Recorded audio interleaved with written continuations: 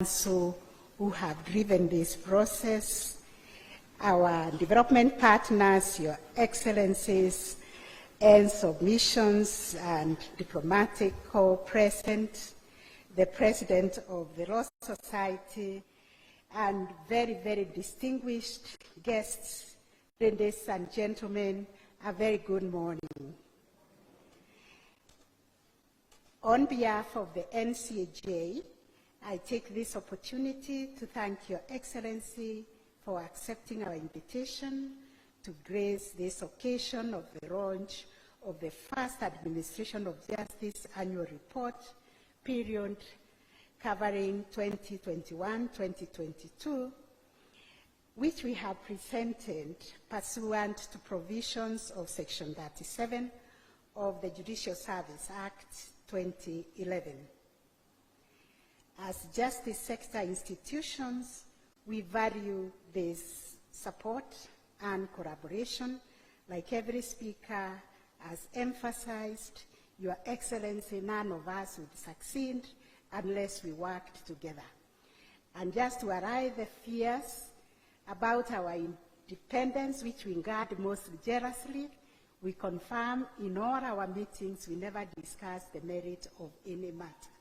We only discuss the administration of justice. Are we delivering justice to our people? That is the question we ask ourselves all the time. I welcome all ends of NCAJ agencies, ends of other arms of government, our development partners, CSOs, and indeed all of you to this launch. Your Excellency, I also wish to offer apologies from the IG. Your government is very busy and very hands-on.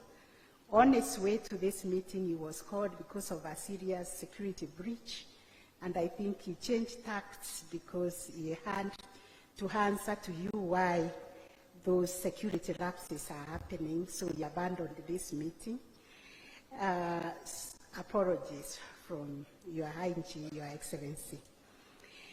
The report we are launching, as we have seen from the small snapshot, presents an account of the programs and activities of the NCAJ and all the other agencies. This report identifies the challenges that we have encountered as agencies delivering justice to our people, especially the poor, the marginalized, and children and women. And I'm happy to welcome the new advisor to your office on women and women's rights. We will never let her go because the issues of women and their women's rights are many.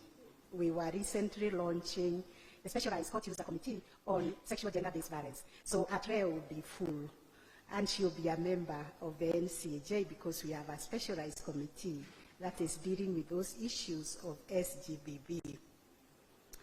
The report also recognizes the opportunities and makes recommendations for ensuring access to justice for all the people of Kenya. In implementing our programs at the NCAJ, we are guided by the strategic plan that we have been following, which has its underpinnings in Kenya's Development Blueprint Vision 2030 and our international obligations under the Sustainable Development Goals. And of course, we have looked at Your Excellency's policy on the bottom up, and this is what we are calling access to justice for the marginalized, the poor, and underprivileged. The success achieved in the period is attributable to the collaborative and consultative approach adopted by actors within the justice sector, which has contributed to the more efficient and effective delivery of justice. This, Your Excellency, being our inaugural report, we have tried to retell our story of the rationale and the genesis of the NCAJ and how it emerged from the appreciation at the local court level that stakeholder engagement and participation were key to addressing and responding to challenges in the delivery of justice. In the Constitution, the participation of people is central, and the justice that we are supposed to deliver is supposed to be people-centered. We are supposed to ask people, are we serving you? Are we delivering justice? This organic growth has been entrenched in statute following the recommendation of the task force on the judicial reforms that was made in 2010. Since its inception in 2011, the NCAJ has provided a platform for all the actors in the justice sector to design responses to the challenges within the justice sector. This has seen a proliferation of policies, guidelines, manuals developed by the various sectors. In addition, under the umbrella of the NCAJ actors, we formulated a response to the COVID-19 global pandemic that ensured the wheels of justice continued to turn in the wake of this debilitating, and we devised containment measures that were adopted to stop the spread of the virus in the country. During the reporting period, the NCAJ launched and we are implementing our strategic plan, whose vision is a coordinated and cohesive justice sector serving all the people of Kenya. I thank the Council for remaining completely focused on ensuring that we strengthen our governance structures at all levels. In line with our commitment to shared leadership, the Council resolved to have the position of the Vice Chairperson, and we elected unanimously Mr. Nudin Aji to that position, and he has hit the ground running and carried a lot of activities in his position as the Vice Chair. That is what we call shared leadership and shared responsibility. We have also created subcommittees at the Council level and formalized departments at the Secretariat. It was during this reporting period that the Judicial Service Commission recruited Dr. Maraga as the Executive Director of the NCAJ Secretariat. The NCAJ Council remains focused on deepening criminal justice reforms. In May 2022, as you have seen, Your Excellency, on the small clip, we successfully convened the second National Conference on Criminal Justice Reforms, dubbed towards a rights-based criminal justice sector. One of the biggest challenges we have in our justice sector today is implementing criminal law that was enacted during the colonial period. Therefore, during this conference, participants delved on topics such as leveraging technology to enhance access to justice, ensuring that we safeguard human rights in the administration of justice, that we enhance access to justice for the vulnerable groups, and tackling corruption in the justice sector and in our country at large. I will therefore encourage all of us to read the report and the details on its recommendations. Your Excellency, data collected on the number of files processed by the different actors in the criminal justice chain make a strong case for the recommendations we are making for alternatives to prosecution and alternatives to custodial sentences. During this period, the NCAJ Council also focused on civil justice reforms, and we felt we needed to launch a specialized court user committee for commercial courts, environment and land courts, and recently SGBB.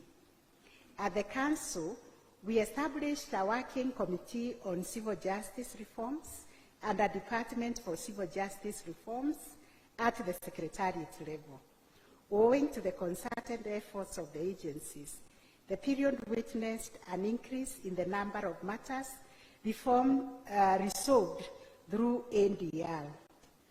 We have also been asked as the judiciary by the council to expedite the commercial justice cases that are pending at the commercial division, and we have agreed as the judiciary to set time assigned in the month of February to do an RRI, or a Rapid Results Initiative, on tax matters.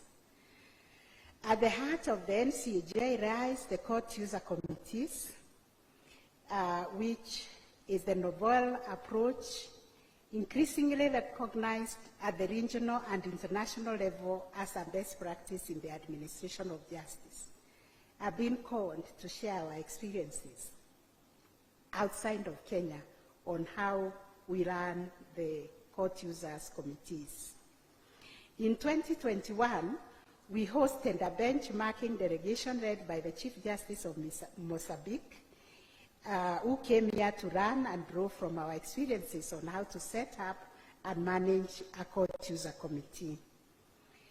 During the reporting period, NCAJ expanded the numbers of CUCs by 26%. We are now operating at 236.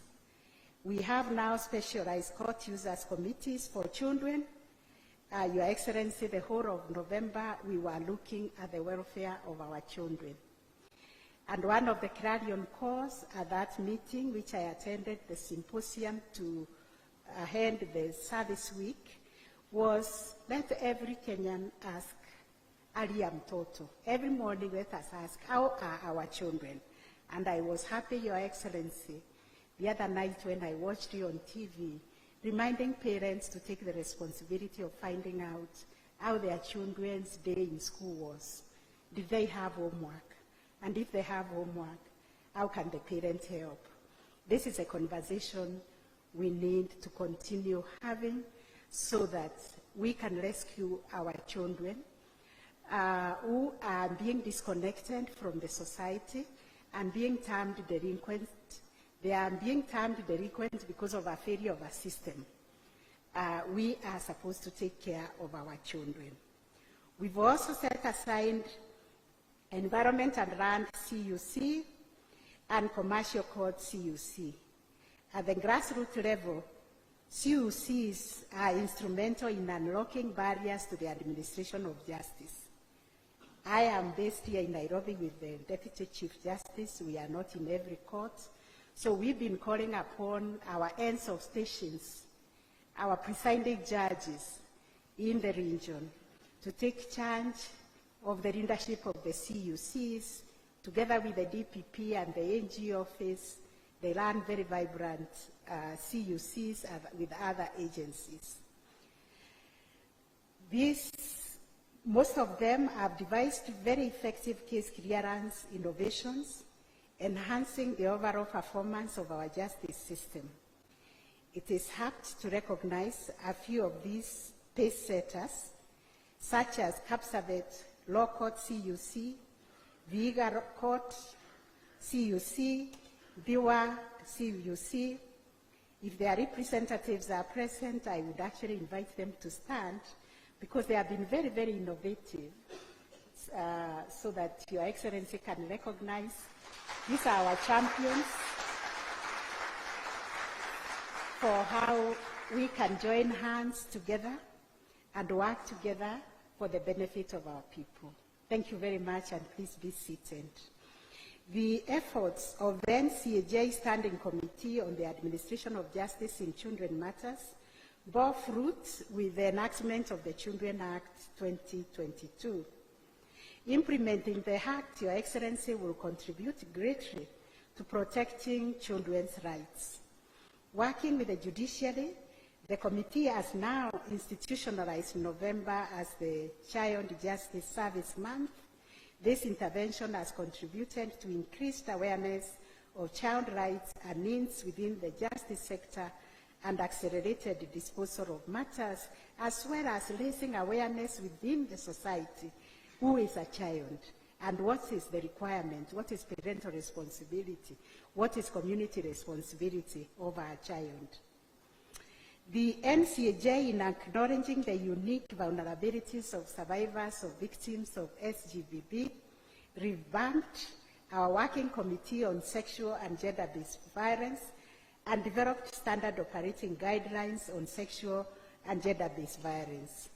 We also recently launched the National Specialized CUC for SGBB courts to consolidate our efforts to ensure that these cases that the country decided the offense of sexual violence is unacceptable are heard and determined in the most efficient manner.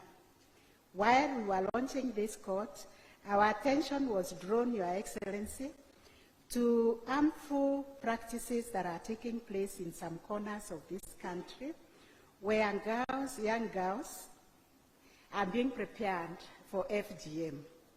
And Your Excellency will be inviting you to take up, to be one of our champions, to say, in the year 2022, in this century, we cannot have little girls being removed from school, to be subjected to FGM, to be subjected to early marriages, little girls to be doing exams from the maternity wing. We have to say no to sexual and gender-based violence. We must protect our society. We must protect our children, because at the end of the day, they become a burden to the government. The government will have to look after the mother who is a child and the child who is born. So we have to protect ourselves, and NCAJ recognizes that we have a role to play in that, because our members of the court users committees are present in those sites, in those locations, and therefore the question we'll be asking within ourselves is who is sleeping on their job, because there is a county commissioner, there is a chief, there is a OCS, there is a OCPD, there is a court within the region. Why are these activities going on? That is a big question we'll be asking ourselves when we meet in our own assembly, Your Excellency. So NCAJ recognizes that we have to fully harness technology and the potential it brings in accessing justice. Accordingly, we have established a working committee to facilitate the rollout of the ICT focused on collaboration. We are working on building seamless interoperability of ICT systems among justice sector agencies. To support this, we intend to scale up investment in ICT across the justice sector so that all agencies can be at the same level. Given our strong belief, and also which we share with Your Excellency, on the effectiveness of ICT as an enabler also of justice, we hope that the National Treasury can ring-fence budgetary allocation specifically targeted to ICT for justice sector agencies to ensure undisrupted delivery of justice. The report also identifies challenges that have continued to plague the sector. These are limited resources, human and financial capacities. In addition, we observe that there have been instances of overlapping mandates between the institutions that are played out negatively in public. In the next financial year, Your Excellency, the NCAJ will prioritize the finalization of the draft bill, the development of the ICT policy. We also hope to strengthen and institutionalize the CUC, reforms focused on the vulnerable groups, broadening our network of collaborations, both state and non-state actors, and formulating coordinated responses to corruption. We will look at the National Treasury and our development partners for continued support. And as I conclude, Your Excellency, I would like to recognize the work and commitment of the NCAJ Secretariat, the working committees, and our CSO partners, and the contribution they have made to the success of NCAJ, which we have captured in the report. The council that I chair remains absolutely committed to supporting the work of the Secretariat and working committees of the NCJ and strengthening the partnerships that we have enjoyed from our development partners. Finally, please join me in celebrating the team that has worked tirelessly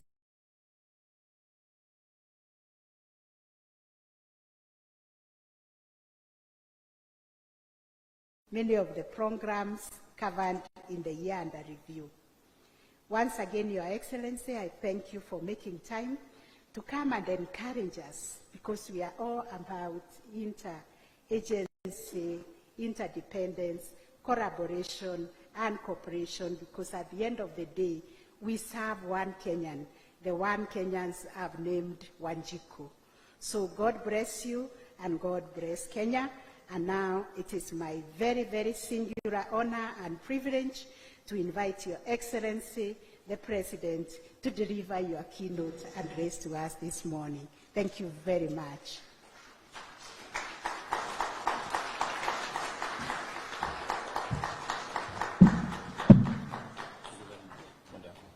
Thank you very much, Madam Chief Justice, and